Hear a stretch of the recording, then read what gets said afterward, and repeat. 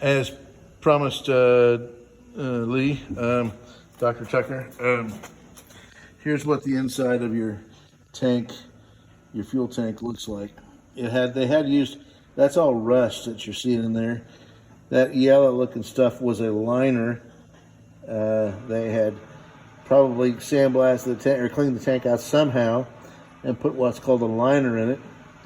And we usually get to build new tanks a couple of years after people put liners in.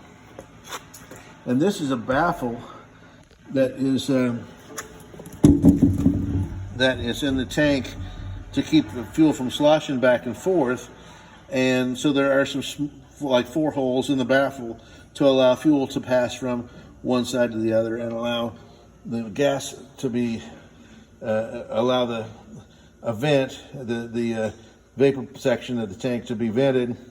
Also, the other thing wrong with this tank is it has a drain on the bottom. That's illegal. That's not Coast Guard approved. So the tank was they did everything else right. If they cleaned the carburetors out, rebuilt the carburetors, put a new fuel pump on, all that stuff was right. But this was the Achilles heel that has made your boat not be reliable. So let's see, what else is there to show you? Like I said, we had a couple choices on the choke cable. It either needs replaced or pulled out and relubricated.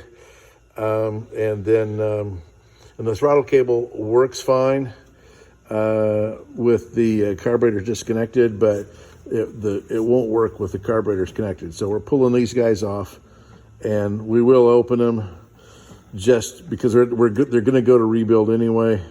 We will open them just so you can see what kind of accumulation might be in them, and we'll also either buy a new fuel pump or get your fuel pump rebuilt. So anyhow, and the fuel tank's of course out and ready for a replacement fuel tank to be built, and I'll show you a little bit about that process in a minute.